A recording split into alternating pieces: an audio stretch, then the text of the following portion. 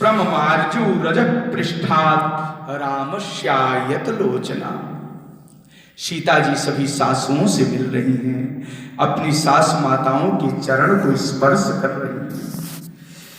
और शांत्विता मामिका दामाता दत्तम राज्यमिदं मम तद ददामि त्वयैवाहं भुङ्क्ष्व राज्यमकंटकम्। बहुत बढ़िया शब्द है गुरुदेव। सांत्विता मामिका माता, हे करुणा सागर, हे मेरे रघुनंदन राम, मेरी मां की इच्छा पूर्ण हो गई, राज्य मुझे मिल गया। लेकिन मैंने इस राज्य में राज्य बुद्धि नहीं रखी। इस राज्य में मैंने कभी अपने मन को नहीं लगाया, अपनी बुद्धि को नहीं लगाया। अभी तक यह राज्य अनुच्छिष्ट है, उच्छिष्ट नहीं है, अभी ये झूठा नहीं है। और हे महाराज, यह अखंड राज्य, यह अकंटक राज्य, यह अनुच्छिष्ट राज्य मैं आपको समर्पण कर रहा हूं आपके चरणों में। इसको आप स्वीकार करें। और यदि आप कहना चाहते हैं कि तुम बुद्धिमान हो, इस राज्य का पालन तुम करो, तो हे रघुनंदन, भार तो गधा भी ढोता है और भार घोड़ा भी ढोता है। क्या घोड़े का भार गधा ढो सकता है? क्या घोड़े की चाल गधा चल सकता है? कथमो भी नहीं। इसलिए हे राजन, हे मेरे भाई, यह राज्य लक्ष्मी तो केवल आपका ही वर्ण कर रहे हैं, आप इसको स्वीकार करो। अच्छा, द्वितीय दृष्टांत कहा, उड़ान तो अंतरिक्ष में बहुत से पक्षी भरते हैं, जिसमें साधारण पक्षी भी हैं और असाधारण पक्षी भी हैं। असाधारण पक्षियों में क्या गरुड़ की उड़ान की सामर्थ्य साधारण पक्षी कर सकता है? यदि नहीं, तो हे प्रभु, आप असाधारण पक्षी हैं और मैं साधारण हूं। आप नित्य स्वतंत्र मुक्त विबुद्ध आत्मा के रूप में, कूटस्थ आत्मा के रूप में, चिन्मय आत्मा के रूप में, अव्यक्त आत्मा के रूप में, राम ब्रह्म चिन्मय अविनाशी विराजमान है। मैं तो नित्य दासानुदास हूं, नित्य परतंत्र हूं। हे प्रभु, हम में वो उड़ान भरने की सामर्थ्य नहीं है। हम तो साधारण पक्षी की तरह अपना नित्य कर्म कर ले, यही बहुत है। हे प्रभु, गतिं खर इवाश्वास्य तार्क्ष्यस्येव पतत्रिणः। बिल्कुल छांट करके हम आपको दे रहे हैं। गतिं खर इवाश्वास्य, खर माने गधा, गतिं खर इवाश्वास्य तार्क्ष्यस्येव पतत्रिणः अनुगंतुम न शक्तिर्मे गतिम तव महीपते। हमारी तो केवल एक गति है प्रभु, और वो गति केवल आपके चरणों में है। बस इतनी गति है। मैं उड़ान नहीं भर सकता प्रभु, आप ले लें। राम ने अपना निर्णय दे दिया। भरत जी, पूज्य पिताश्री के ही आदेश का मैं पालन करूंगा,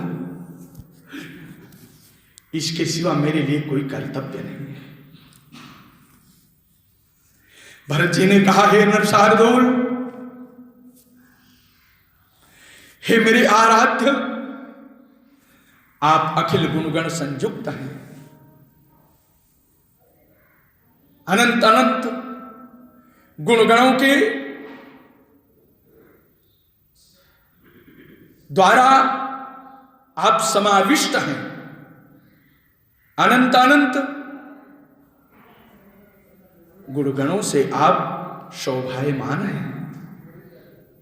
हे अखिल हेय प्रत्यनीक, हे कंदर्प दर्प दलियान, हे अपार करुणा सागर, हे भक्त वत्सल राम, हे मेरे अग्रज राम, यह दास आपके चरणों में प्रार्थना कर रहा है कि आपके सिवा इस धरातल पर अयोध्या के राजा होने का कोई लायक नहीं है, अधिकारी नहीं। आप ही अधिकारी हैं, आप ही अधिकारी हैं। आपके समान कोई अधिकारी नहीं है। हे प्रभु, भयंकर से भयंकर दुख, भयंकर से भयंकर आपदाएं, भयंकर से भयंकर वह कष्ट, भयंकर से भयंकर विरोधी तत्व, भयंकर से भयंकर शत्रु आपको पीड़ित नहीं कर सकते, आपको दुखी नहीं कर सकते, आपको आपका हरास नहीं कर सकते, क्योंकि आप तो नित्य आनंद है, चिन्मय आनंद है, चिन्मय आनंद है। राम सहज आनंद निधान, राम सहज आनंद निधान। राम तो सहज आनंद है। हे प्रभु,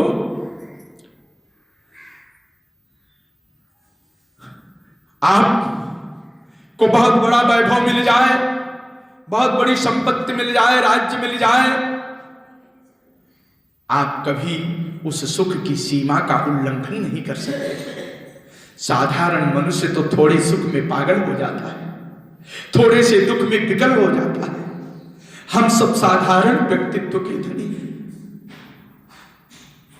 हम सब साधारण व्यक्ति हैं। बहुत बड़ी संपत्ति मिल जाने पर आप हर्ष की सीमा लांघ नहीं सकते, बहुत बड़ा कष्ट मिल जाने पर आप दुखी हो नहीं सकते, क्योंकि आप सुख और दुख से परे हैं। प्रभु, आप तो सहज आनंद स्वरूप हैं। हे मेरे राघव, हे मेरे राम,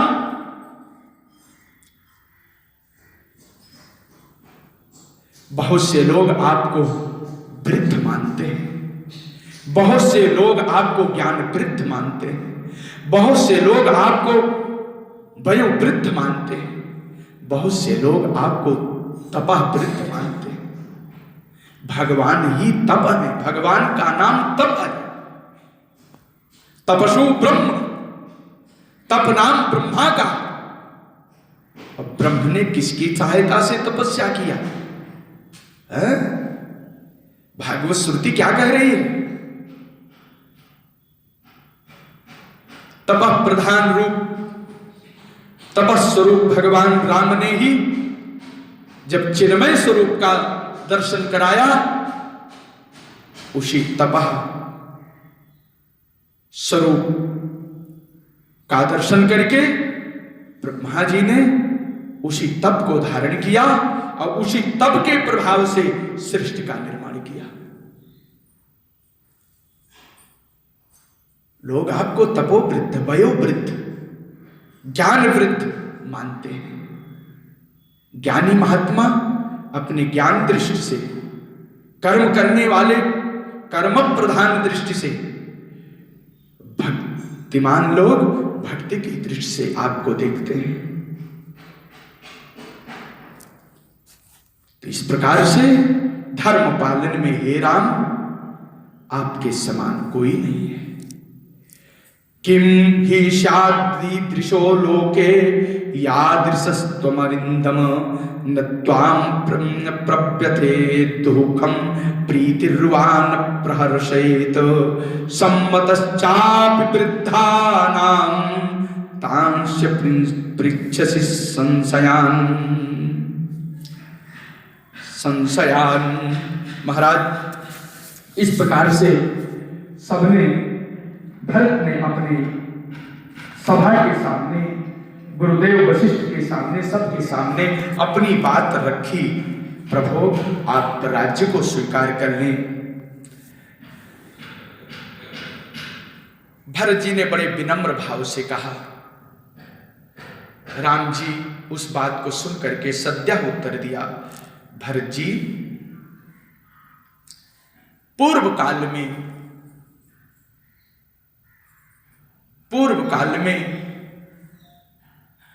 विवाह के पूर्व जब माता कैकेयी के साथ पिता का विवाह नहीं हुआ था, विवाह के पूर्व, विवाह करने के कुछ क्षण पूर्व पिता ने आपके नाना को वचन दिया था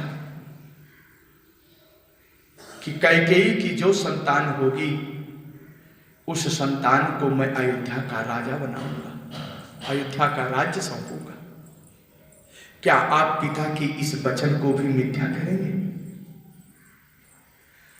पुरा पुरा भ्राता पिता न समातरम ते समुद्वहन माता महे नाना, माता माने नाना माता महे समाश्रौषीत राज्य शुल्क मनुत्तमम, राज्य शुल्क प्रदान किया था कि मैं कैकेयी के ज्येष्ठ पुत्र को राज्य सिंहासन प्रदान करूंगा। हे भरत, ये पिता का आदेश था, और पुत्र तो वही है जो पिता को पुत्र नामक नरक से उद्धार कर दे। यदि ऐसा नहीं है तो पुत्र नहीं है। जो पिता को नरक से उद्धार करे वही पुत्र है। और यदि तुम अब इस पिता के राज्य को नहीं प्राप्त करोगे, वाणी का आदर नहीं करोगे, तो पिता का उद्धार कैसे होगा? स्वर्ग गए हुए पिता भी नरक में चले जाएंगे। इसलिए पिता को जो ऋण कर देता है, अनऋण बना देता है, ऋण रहित कर देता है, वास्तव में वही पुत्र ही पुत्र है। पुन्नामनो नरकात् यस्मात् पितरम त्रायते सुतः तस्मात् पुत्र इति प्रोक्तः, तस्मात् पुत्र इति प्रोक्तः पितॄन् यः पाति सर्वतः।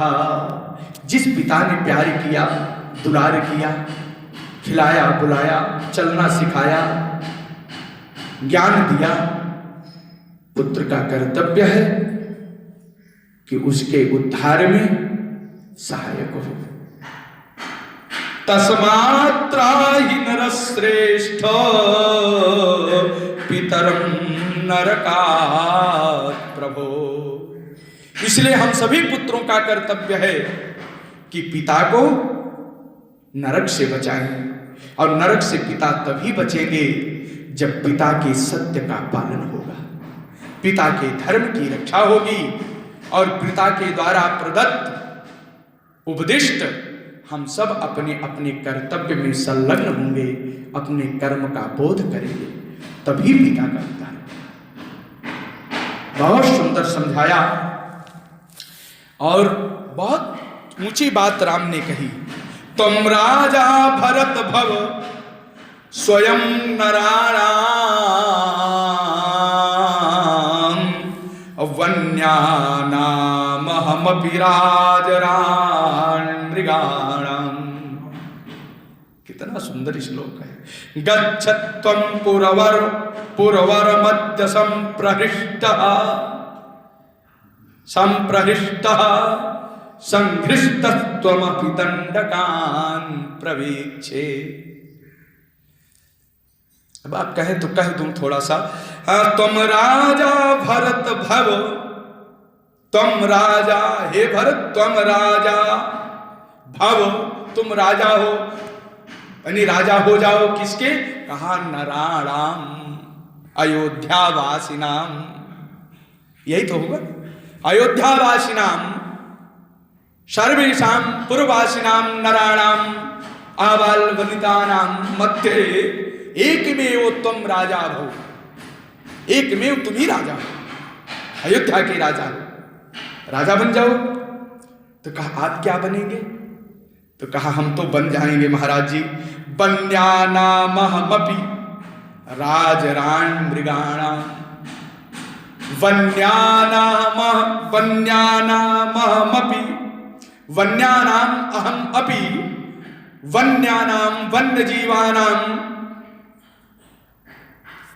हिंसात्मक प्रवृत्तीनां ये पशुपक्षिणां तेषां समस्त वन्यजीवानां कल्याणार्थम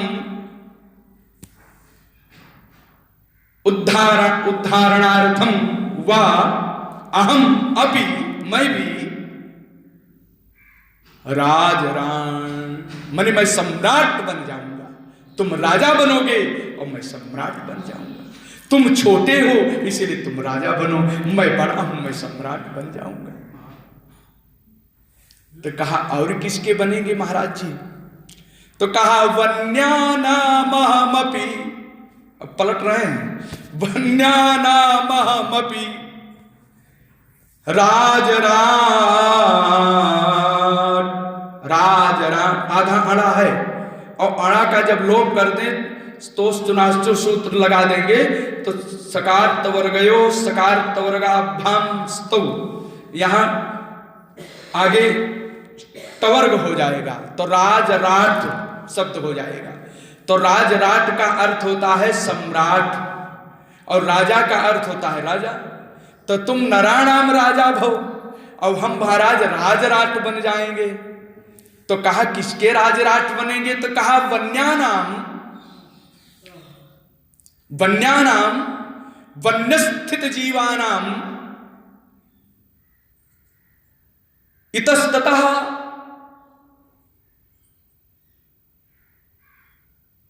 विचरणशीलानां तेषां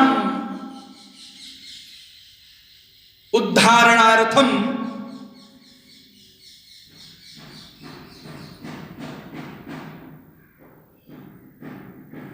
अहम राजराज।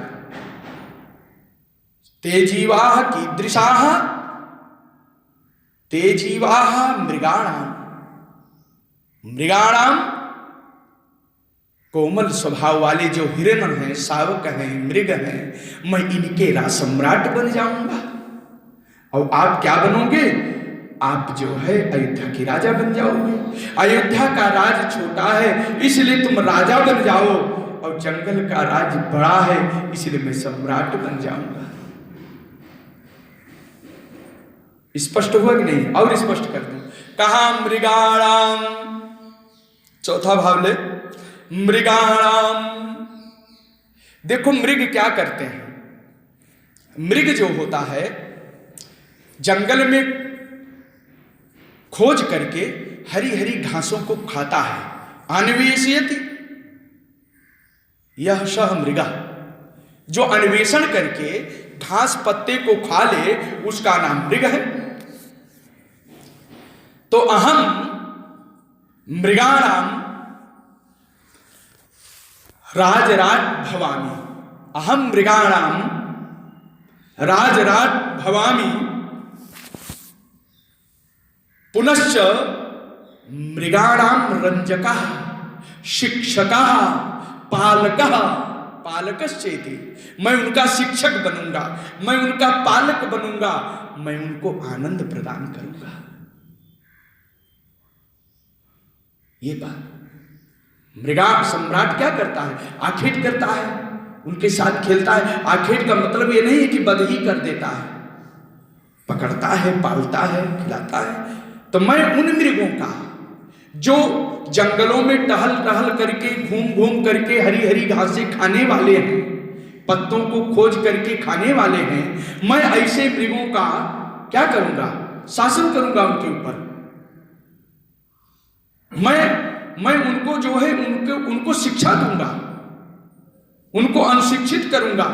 और स्वयं रंजका, मृगाणाम रंजका, मैं मृगों को आनंद प्रदान करूंगा और स्वयं उनके आनंद में आनंद का अनुभव करूंगा। हम मृगाणाम वनचारिणाम, ठीक है। और इसलिए मृगाणाम वनचारिणाम शावकः, ये शावकः तेषां शिक्षार्थम अनुपालनार्थम रंजकार्थंच अहम सम्राट भवामी, और आप अयोध्या के राजा हो जाओ। इसलिए महाराज दूसरा भाव है। देखो एक बात और है, शब्द कल्पद्रुम में मृग शब्द का अर्थ किया गया, मृग माने मुनि, मृग्यते अन्वेषयते, मृग्यते अन्वैसीति मृगः, अमृग्यते अन्वेष्यते यासा मृगः मुनि। भाई हरी घास खा करके, खोज करके हरी घासों को और खा करके मृग गुजारा करते हैं, हरी घासों को खोजते हैं। और मुनि भी जंगलों में विचरण करता हुआ त्याग तपस्या के माध्यम से अपनी त्याग में, अपनी तपस्या में, अपने समर्पण में, भक्ति में, ज्ञान में, वैराग्य में वो परब्रह्म परमात्मा का अन्वेषण करता है। वो परब्रह्म परमात्मा का अन्वेषण करता है। इसलिए मृग शब्देन तत्तुल्यो मृगयो, मृग शब्देन तत्तुल्यो मृगयो तत्तुल्या मुनयो लक्षन्ते यदि वा भावी सुग्रीव रंजन बाली बधादीनाम